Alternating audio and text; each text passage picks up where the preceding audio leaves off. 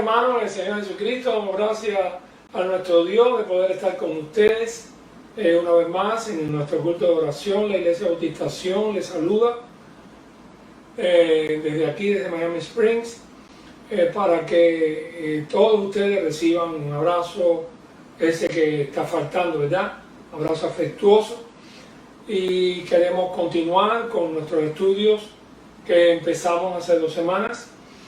Y esperamos que el Señor esté bendiciéndole a cada uno de ustedes. Así que nos alegra mucho poder compartir este estudio bíblico y este tiempo de oración que normalmente en nuestra iglesia se reúne los miércoles en culto de oración y estudio bíblico a las 7:30 de la noche. Bien, pues estamos continuando nuestro estudio.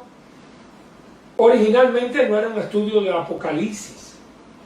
Estábamos pensando estudiar las 7 cartas a las 7 iglesias de Asia que se encuentran en Apocalipsis capítulo 2 y capítulo 3. Es casi, se puede decir, un periodo, en realidad es un periodo, porque en Apocalipsis 1, cuando estudiamos la introducción, vimos que allí mismo Dios, el Señor, que está hablando con Juan, y Juan está contando todo lo que pasó cuando tuvo la visión de Jesús, relatando lo que pasó en el capítulo 1, y después vio al Señor en medio de los candeleros, toda aquella visión extraordinaria que dimos un estudio sobre eso, y las estrellas y todas estas cosas, la presentación que hace de Él y cómo el Señor se muestra en su gloria. Juan lo había conocido bien de cerca, pero entonces hay un momento que Él le dice, ¿se recuerdan? Que lee, que oye lo que guarda, pero entonces le dice que tiene que pensar en las cosas que has visto, las cosas que son y las que han de ser después de esta. Así que son las que has visto, las que son y las que han de ser después de esta. Él es el alfa y la omega, el principio y el fin, dice el Señor. Él está fuera del tiempo, pero Juan no está fuera del tiempo. Juan está en el tiempo final del siglo I, vamos a decir, se supone que es por el año 95 de nuestra era. También es la época de la persecución acérrima del emperador romano Diocleciano. Y ahora Juan está preso en la isla de Patmos por causa de su fe cristiana. Juan es el último que queda vivo de los apóstoles, y a los demás fueron asesinados. Y él queda, después de un periodo se supone, de más de 20 años, que fue pastor de la iglesia de Éfeso, y ahora es llevado allí, y en ese lugar el Señor le permite escribir la última gran producción de Dios para el hombre, el libro de Apocalipsis. Le decía, y déjeme repetir este pedacito, le decía que algunos hermanos a veces no han leído Apocalipsis porque, y ellos lo confiesan, han pensado que es un libro muy difícil, pero quiero que sepan que Apocalipsis, este tipo de escritura que circuló a finales del siglo I y que fue tan alentadora, era para darle a la iglesia esperanza. El libro de Apocalipsis es un libro esperanzador, un libro que le dice a un cristiano que está sufriendo: el mal no siempre triunfará. Aunque te parezca que el mal está ganando, hay un día que el mal será juzgado, será puesto en su lugar y el Señor será entronizado. Eso es una... Vaya, estamos viendo la película a mitad de la segunda tanda. Hace muchos años, cuando uno iba a aquellos matinés que se llamaban, era todo continuado. Tú entrabas, no importa la hora que tú llegaras, siempre cogías un pedazo de película y la película volvía a empezar. Si querías irte, cuando empataba, empataba. Pero si tú llegabas al final de la película, veías una boda y el muchacho de la película y la muchacha se estaban casando y todas esas cosas, y qué lindo, y los globos y todo, y se acabó, bien. Y de pronto Metro Goldwyn Mayer y volví a empezar la película. Y cuando ya llevaba un ratico de película, el bueno de la película, el muchacho de la película, estaba en un acantilado, se había caído, estaba agachado, agarrado de una ramita, la ramita se estaba partiendo poco a poco, y en ese momento entran la gente nueva que estaba llegando al cine y se están sentando al lado. Y dice la mujer, ay mira, pobrecito, se va a matar ahí. Y le dices tú, no se preocupe, él no le pasa nada, se lo digo yo que ya vi la película, él se casa con la muchacha. Ustedes saben que siempre hubo personas así en el cine que comunicaban las cosas que van a pasar. Pero si usted había visto ya el final de la película, es un final feliz. Y Apocalipsis nos da el final de la película Historia. El final de la historia donde el Señor es entronizado, donde Dios es glorificado, donde los cristianos son premiados, donde el mal es castigado. Era necesario que un libro como la Biblia tuviera un colofón a la altura del libro de Apocalipsis. Juan quizás no sabía qué nivel iba a llevar su libro, pensó tal vez que lo único que quería el Señor era las cartas para las iglesias que él conocía también, pero eso el Señor tenía preparado para los siglos venideros, para amonestarnos a nosotros, a quienes nos han alcanzado los fines de los siglos. Así que estamos mirando Apocalipsis con esta perspectiva, y si después que termine el capítulo 3 y de estudiar las iglesias del capítulo 3, vamos a seguir a dar un estudio completo de Apocalipsis. Déjenme decirles que esto que tienen aquí, no sé si ustedes podrán ver la corona y la cruz. ¿La pueden ver, la corona y la cruz? La corona y la cruz. Este es el folleto que repartí el 23 de julio del 2001 a los miembros de la iglesia que estaban en aquella época. Es decir, que ya di este estudio con cosas nuevas que se le va poniendo a medida que uno va estudiando más y demás, pero Apocalipsis ya fue estudiado en la iglesia Sion. Y si hay alguno nuevo que no lo ha estudiado nunca, pues yo supongo que sería muy bueno que pueda estudiar. Todos los que han enseñado Apocalipsis y han estudiado Apocalipsis reconocen que muchas personas le tienen miedo al libro. Si vamos a seguir adelante, ustedes tienen que hacer una tarea. Y les voy a decir cuál es la tarea. La tarea es que tienen que leerse el libro de los Hechos, porque los Hechos recogen un periodo de historia, de que en su casa, en su lectura devocional, deben de ir, empezar con Hechos 1 y empezar a leer todo lo que puedan del libro de los Hechos, son 28 capítulos, para que puedan ir teniendo idea sobre todo este movimiento misionero que hubo al final del siglo I. Ahí se va a reflejar también la vida social, cultural, política y también espiritual del pueblo cristiano. Usted nunca podrá entender Apocalipsis si usted no entiende ciertos símbolos. Usted tiene que saber qué cosa es Babilonia, usted tiene que saber qué cosa es un candelabro, usted tiene que... Hay una serie de símbolos. Después que termine el capítulo 3, nosotros vamos a hacer un acto, vamos a dar toda esa introducción al libro completo para seguir adelante si es que vamos a seguir. Esta noche me toca seguir adelante con el capítulo 2, a ver si podemos terminar completo el capítulo 2 con las dos iglesias que faltan. Ya enseñamos a Éfeso, del 1 hasta el 7. Apocalipsis 2 del 1 al 7. Éfeso con su mensaje central. ¿Cuál es?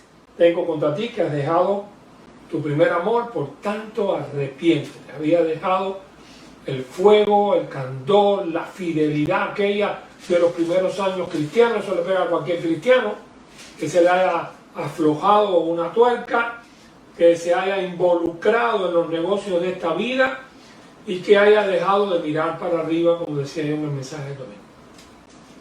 La segunda iglesia que vimos fue el mensaje de Esmirna, que en este caso esta iglesia no tenía nada malo que decirle, además sí, pero esta no, ni de Filadelfia tampoco, después como lo verán después.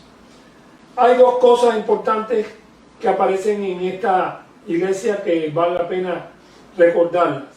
Uno es una promesa extraordinaria y la segunda es una advertencia. Ella era una iglesia fiel, era una iglesia pobre pero fiel.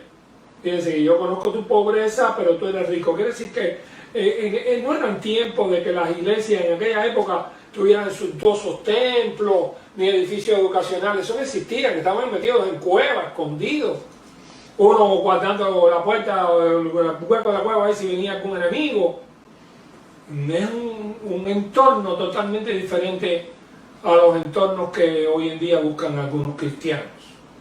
Buscan la iglesia por el tamaño del templo, está bonito si tiene buen aire, si tiene buenos bancos o no, si tiene un gran coro, si está bla bla bla. Nada de eso tenía la iglesia de Esmirna. Pero tenía una promesa: yo te daré la corona de la vida. No tiene nada que ver con el virus. Eso lo que tiene que ver es el premio. Y claro, hay una palabra que a nadie le gusta, la palabra muerte. Se fiel hasta la muerte. Es decir, si tienes que dar la vida por tu fe, dala, porque yo tengo una corona para ti. Eso, muchos cristianos tendrán que recordar eso.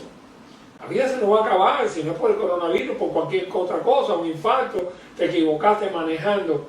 Algún día nos iremos de este mundo.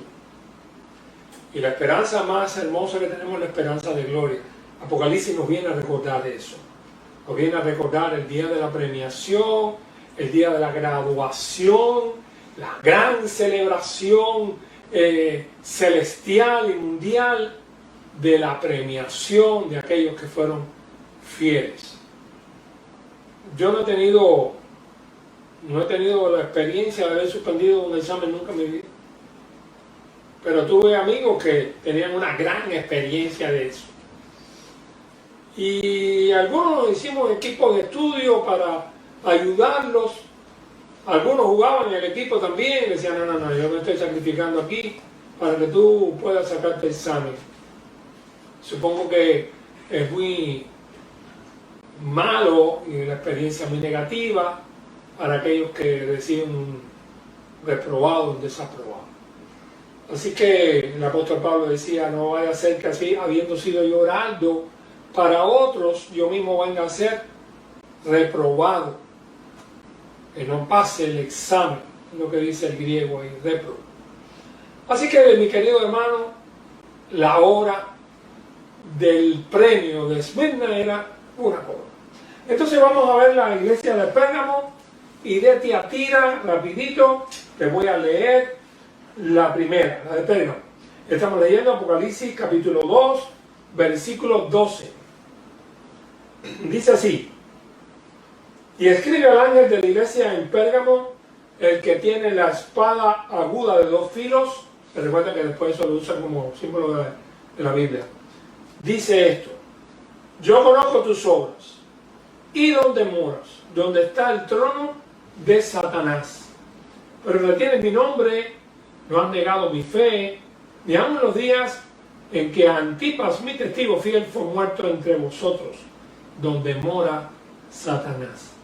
Pero tengo unas pocas cosas contra ti, que tienes ahí a los que retienen la doctrina de Balaam, que enseñaba a Balac a poner tropiezo ante los hijos de Israel, a comer de cosas sacrificadas a los ídolos y a cometer fornicación. Y también tienes a los que retienen la doctrina de los nicolaitas, la que yo aborrezco. Versículo 16, algo que se repite mucho. Por tanto, arrepiéntete, arrepiéntete. Pues si no, vendré a ti pronto y pelearé contra ellos con la espada de mi boca. Si están contigo y tú estás con ellos, pues voy a pelear contigo también. El que tiene oído, que sea un oído para oír a Dios, oiga lo que el Espíritu dice a las iglesias. Al que venciere en esta lucha espiritual, no en la lucha material, daré a comer del maná escondido y le daré una piedrecita blanca y en la piedrecita escrito un nombre nuevo, el cual ninguno conoce, sino aquel que lo recibe. Quiero que se den cuenta que cada una de las epístolas, cada una de estas cartas, tiene una dedicatoria y una presentación. Cuando el Señor le habla a Pérgamos, en el versículo 12 dice, el que tiene la espada aguda de dos filos dice, ¿de dónde salen ese pedacito de presentación?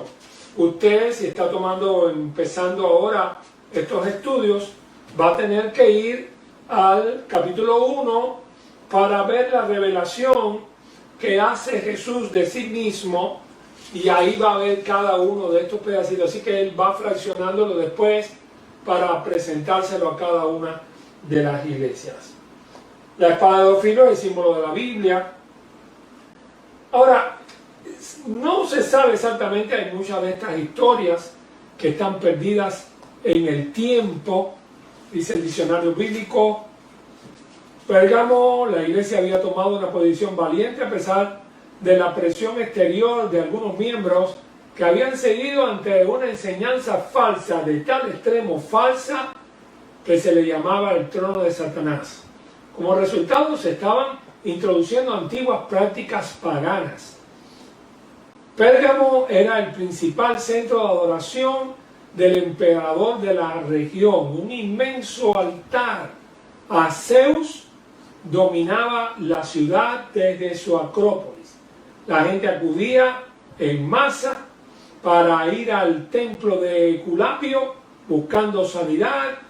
La expresión puede aludir a una de estas dos grandes estatuas. Yo no sé si recordarán que Nabucodonosor, ya en tiempo antiguo, parece que era costumbre de los grandes emperadores y gobernantes. En el caso de este emperador, pues se hizo allí un gran trono en Zeus.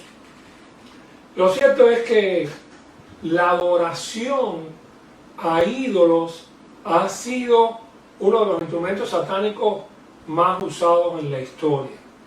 El plan de Dios es que el hombre le adore a él y le sirva y él le bendice, pero el plan de Satanás es tratar de quitar la adoración de Dios, quitar de Dios la mirada para que el hombre mire cualquier otra cosa. Si se recuerdan en Génesis, en el capítulo 1, cuando Adán y Eva son tentados, cuando Satanás le habla con la mujer, con Eva, y él le dice, así que ustedes no pueden comer de todo aquí, ¿no? La mujer le respondió, no, de todo podemos comer, pero del fruto del árbol que está en medio del huerto, dijo Dios, no comeréis de él, ni le tocaréis, para que no muráis.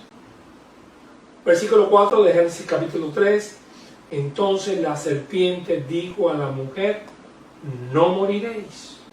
Dios dijo, moriréis. La serpiente dijo, no moriréis. Sino que sabe Dios que el día que comáis de él, serán abiertos vuestros ojos y seréis como Dios, sabiendo el bien y el mal. Esto se me parece a un cuento de un muchacho malo, que le dice al niño bueno, que es su amiguito, el niño bueno dice mi mamá y mi papá, que no me puedo ir para allá lejos, porque me puede pasar algo malo. Ah, no, lo que pasa es que tu papá y tu mamá saben que allá tú la vas a pasar bien y ellos no quieren que tú te diviertas. se me parece esta historia. Es como alguien que está metiendo una cuchareta bien creada para crear un despropósito en el corazón de aquella persona que nos amó y nos enseñó. Porque eso de que sabe Dios que el día que ustedes lo hagan, eso es una cuña de maldad. Eso es para crear una separación, es para crear que tú pienses mal de la persona de quien se está hablando, en este caso de tu padre, de tu madre, en este caso de Dios. Así que entiendan esto, porque ese ha sido el propósito de Satanás. Maquiavelo cogió mucho de divide y vencerás. Así que vamos a regresar y a decir que la adoración, aquel centro gigantesco de adoración, tal vez, dicen los historiadores, que por eso es que Juan le dijo de una manera figurada, ahí donde está el trono de Satanás. Algunos de los emperadores le dijeron el diablo. Cuando vimos Esmirna, dice, el diablo echará a alguno de vosotros en la cárcel. Bueno, quien te echaba en la cárcel era el emperador y la hueste y los soldados que venían y te arrastraban. Pero estaban sirviendo a alguien que era un agente directo de Satanás. Porque recuérdense que Satanás ha tenido siempre, el diablo siempre ha tenido sus elementos que le han servido. Ustedes no pueden pensar que ellos van a decir, yo sirvo a maligno. No, todo lo contrario. Ellos tratan de disfrazarse hasta ángeles de luz. Así que abran los ojos. En realidad, Pérgamo no había sido una iglesia mala. Dice que aún estando allí, en ese lugar tan malo, ellos retenían su nombre, no habían negado la fe. Ni en el tiempo en que un cristiano famoso allí llamado Antipas, lo mataron allí y ellos siguieron adelante con Cristo. Así que esta es buena. Pero ahora viene la mala. Y la mala es que ellos tenían y permitían dentro de la iglesia a alguien que enseñaba cosas torcidas. Hace años hablé con un amigo pastor sobre una persona de la congregación, de ella que se habían sabido cosas malas, inmorales. Y cuando le pregunté, ¿qué has hecho? La han separado de la congregación. Dice, está ahí. Eso a nosotros no nos molesta, no nos preocupa. Sin embargo, yo le mencioné este texto, mencioné de que en realidad si la iglesia que ha sido tomada del mundo y si hemos salido de lo malo, pero ya hemos sido, como decía Pablo, lavados, emblanquecidos, ya hemos sido dirigidos y renovados por el Espíritu Santo, no podemos dar una imagen negativa de lo que nosotros predicamos. Si predicamos que Cristo es la luz del mundo, tú no puedes andar en tinieblas. Y tú predicas que Jesús es la fuente del amor, tú no puedes ser un tipo que te pasa la vida odiando a la gente. Si Cristo es la paz, tú no puedes andar con arrebatos por ahí dando gritos y dando piedras. Es decir, que tienes que vivir lo que predicas. Y una iglesia de Jesucristo, no importa lo que era, el apóstol Pablo había sido un perseguidor, pero ya, como dice, ya habéis sido lavados por la sangre de Cristo y ahora se espera otra cosa de ti. La ética de una iglesia tiene que ser protegida porque la iglesia representa el reino de Dios en la tierra. La iglesia representa a Jesucristo, su Rey y Señor. Vamos a ver qué doctrina rara que tenía esta gente. Dice, tengo unas pocas cosas contra ti, que tienes ahí a los que retienen la doctrina de Balaam, que enseñaba a Balac a poner tropiezo ante los hijos de Israel, a comer de cosas sacrificadas a los ídolos y a cometer fornicación. Ya dije en días anteriores, Balaam es un personaje bíblico de Números capítulo 22, y en Números Balac, rey de Moab, manda a buscar a este, vamos a decir así, profeta por su cuenta, para que venga y le maldiga al pueblo de Israel. La historia de Números recoge de que Balaam, cuando iba a ir, Dios le dijo que cuidadito, que ese pueblo es un pueblo bendito, tú no puedes hacerle ningún agüero, ni tirarle un sortilegio, ni nada de eso. Tú no puedes maldecir al pueblo mío, él es bendito. Así fue la historia. Y cuando llegó Balaam con sus bienes, con sus perlas, le dijo: no, yo lo siento, yo no puedo ir contigo, porque Dios no lo deja. Así que si Dios no me lo permite, yo no puedo ir contigo. Pero el problema está que cuando Balaam se entera de esa negativa, entonces manda a otros emisarios. Y entonces le dice: mira, que te voy a dar ahora más, que bla bla bla, que te voy a dar esto y otro. Y entonces el error de Balaam es que Balaam vuelve a consultar a Dios. Dice: espérate, déjame ver qué me dice Dios ahora. Y entonces la historia bíblica dice que Dios volvió a decirle lo mismo. Y él le dijo: no, cuidado con eso. Balaam envió embajadores a Seón, pasaré por tu tierra, bla bla bla. Mira que te voy a bendecir. Y Balaam se deslumbró con él. Y cuando él le pregunta a Dios de nuevo: luego por tanto ahora que reposéis aquí esta noche, para que yo sepa que me vuelve a decir Jehová. Y vino Dios a Balaam de noche, Dios le dice lo mismo. Pero la tercera vez que pasa esto, ya en el versículo 20, vino Dios a Balaam y le dijo: si vinieran para llamarte estos hombres, levántate y ve con ellos, pero harás lo que yo te diga. Y entonces Balaam se fue contentísimo, ya tenía el permiso para maldecir al pueblo de Israel. Lo que pasó fue que ustedes conocen la historia del asna donde él iba montado, que ve el ángel delante de él con la espada desnuda. El asunto es que Balaam es reprendido. Y yo nunca entendí, si Dios le permitió ir, ¿por qué lo reprendió? Lo reprendió porque amó el premio de la maldad. Dice así la palabra. Balaam, la doctrina de Balaam, que amó el premio de la maldad. Entonces, la doctrina de Balaam aplicada ahora a fines del siglo I era que él enseñó a poner tropiezo delante de Balac. Parece que se ganó el dinerito de todas maneras. Le digo: mira, haz un culto a Baal, lo que bendice a Israel es su pureza, trata de que se caigan en pecado y se ensucien lo más posible, y entonces ya no tendrán la bendición de Dios. ¿Inteligente?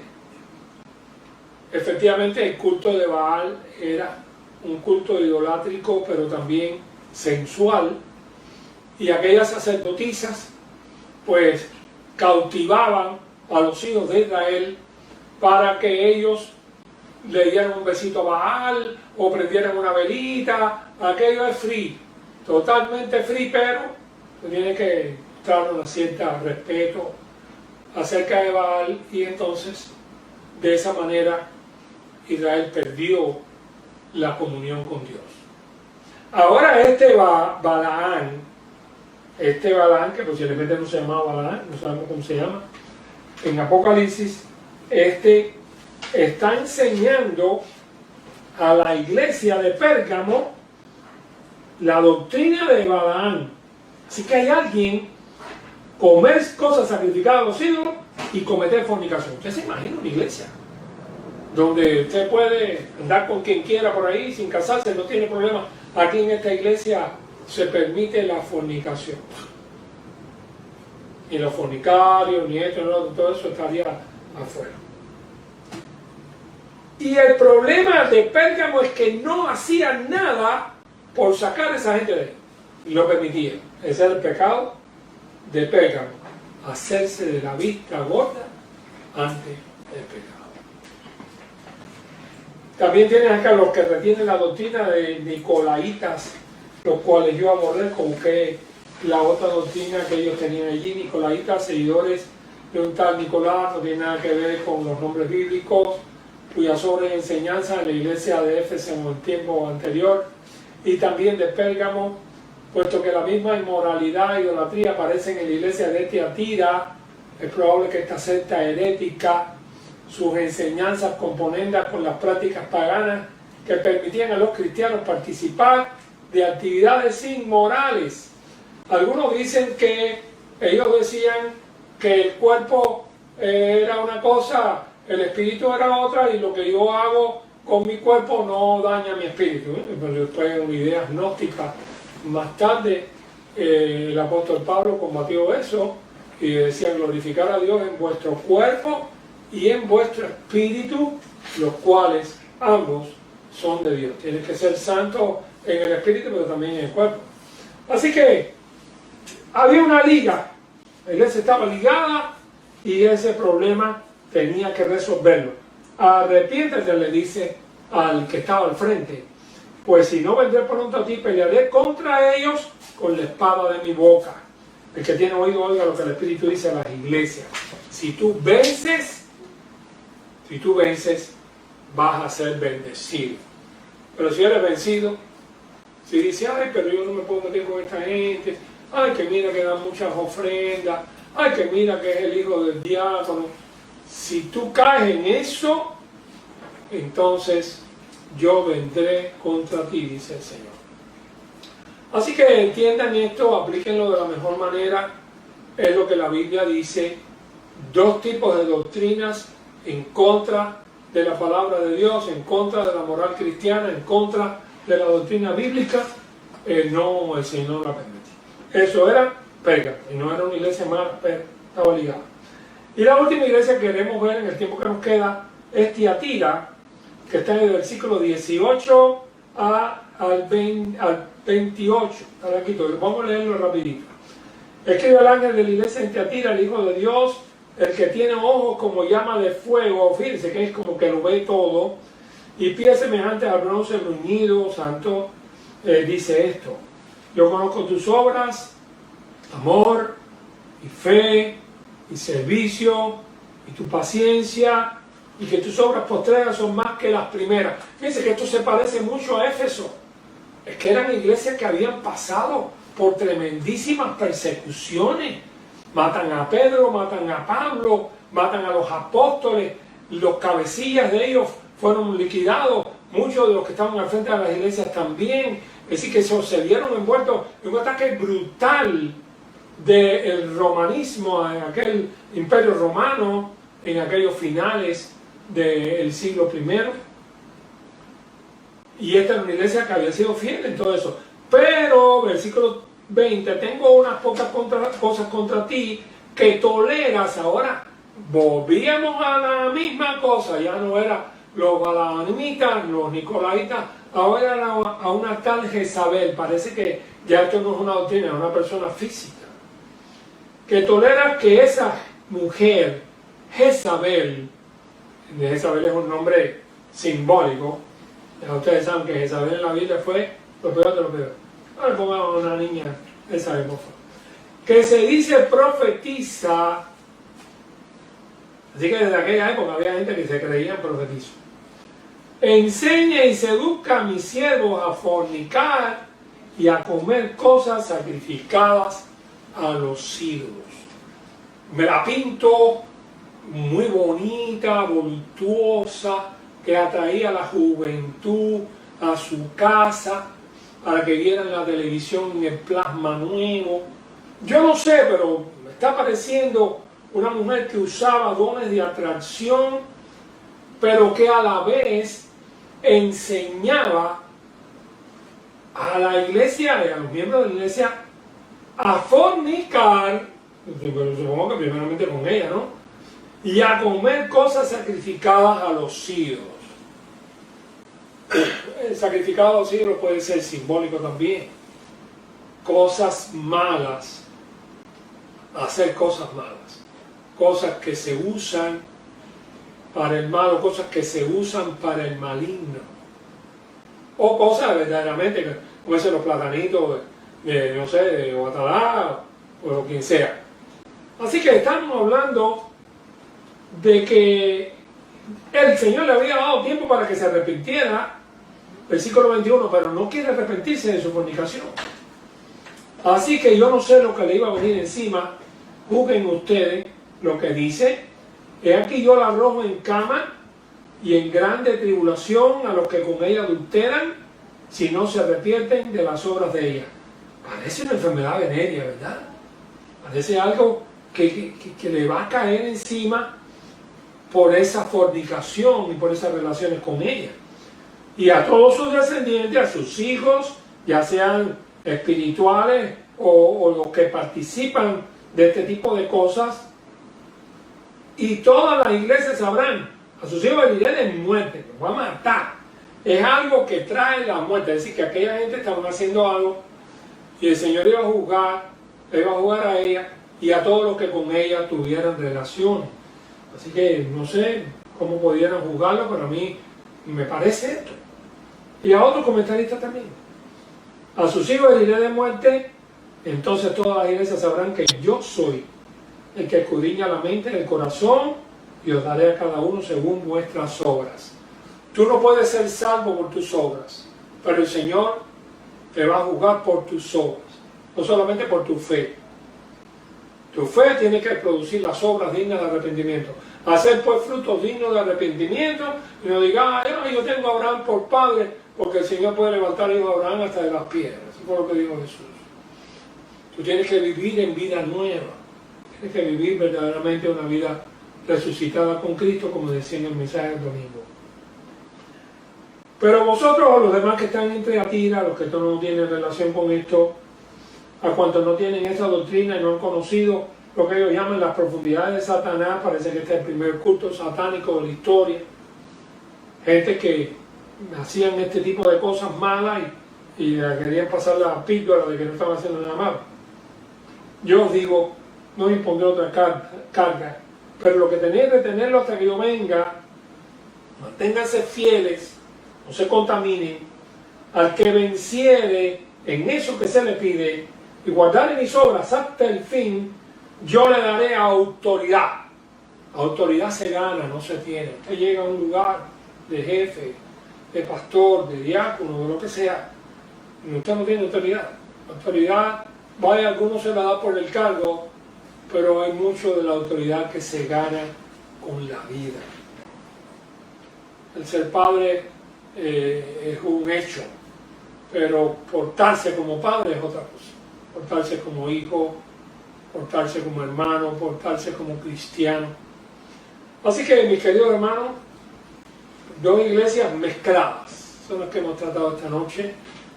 Quizás no eran demasiado malas, tenían cosas buenísimas, pero estaban permitiendo, haciéndose de la vista gorda del pecado. Eso puede pasar en una familia, eso puede pasar en una iglesia. En este caso pasaba en una iglesia, o en dos iglesias. Así que yo supongo que cuando el Señor permitió que a través de los siglos pasaran estas cartas por todos los siglos, es porque en todos los siglos hacía falta este tipo de enseñanza. El Señor se usara a Juan en medio de un pedrusco abandonado en el mar, una isla, preparara un escrito para el fin de los siglos y amonestara a aquellas 7 iglesias y a la iglesia de todos los siglos para que no hagan las mismas cosas malas que ellos hicieron. Como dice en 1 Corintios capítulo 10, quiero terminar con ese escrito porque es una enseñanza para los tiempos de hoy. 1 Corintios 10. Dice 1 Corintios 10, en los primeros versículos. Me pega, me pega.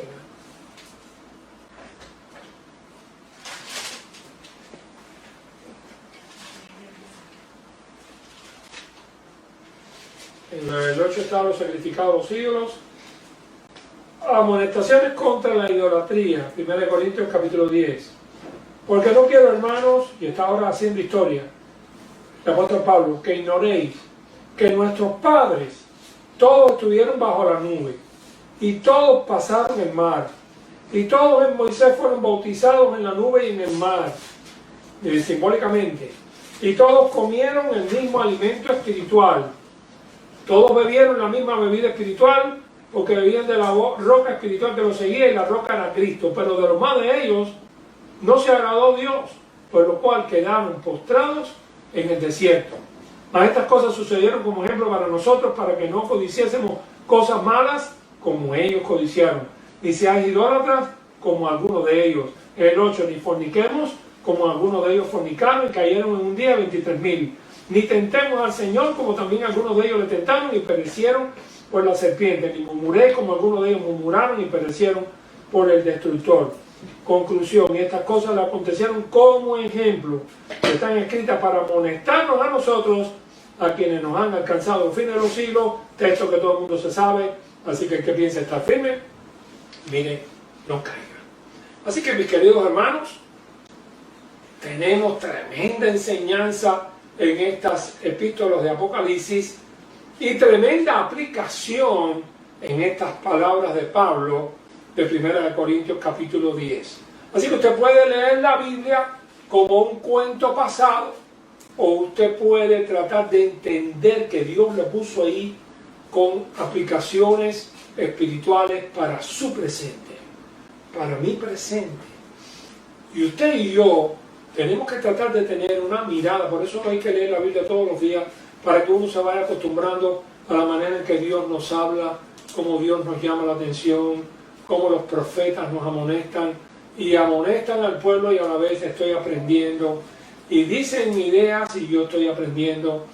Pues vamos a aprender de la iglesia de Tiatira y de Pérgamo en esta noche, y vamos a recordar que no podemos tener dentro de la iglesia el pecado, ese pecado graso. Y tengan cuidado, porque hay hermanos que a veces llegan y te dicen: el hermano fulano me trata mal. Eso, bueno, ya eso uno tiene que manejarlo con sabiduría, con quizás dialéctica, y conversar con ellos y tratar que haya amistad, que se perdonen si hay cosas pasadas. Pero estamos hablando del pecado. El pecado dentro de la iglesia no. La iglesia de Jesucristo es columna y baluarte de la verdad. No somos perfectos, pero por lo menos tratemos de serlo. El Señor, estamos comprometidos con el que dejó el cielo y su trono y vino a este mundo a dar su vida por nosotros. Así que somos la luz del mundo y la sal de la tierra. Si la sal se echa a perder, ya no sirve para salar. Si la luz pierde la luz, entonces apaga y vamos, porque ya nadie va a iluminar nada. Que Dios me los bendiga, mis queridos hermanos. Seguimos entonces el próximo miércoles con el capítulo 3 de Apocalipsis, y le rogamos a Dios y al Señor que les bendiga a todos ustedes, a nuestra iglesia, a vuestras iglesias, si hay alguna de otras iglesias que están escuchando, a vuestros pastores, a vuestros líderes, porque necesitamos mucho de la bendición de Dios y de la obediencia. Que el Señor les bendiga. Vamos a terminar en oración. Querido Padre, estamos seguros de que tú amas lo correcto, nos has dado estas enseñanzas maravillosas para que nosotros aprendamos, para que nos arrepintamos si estamos haciendo cosas mal hechas, para que podamos buscar tu rostro, para que la corona que tú nos das sea lo más preciado en nuestras vidas. Bendice a nuestros hermanos donde quiera que estén, aquellos que han escuchado, aquellos que te necesitan. Rogamos tú les bendigas, en el nombre de Jesús. Amén. Dios bendiga.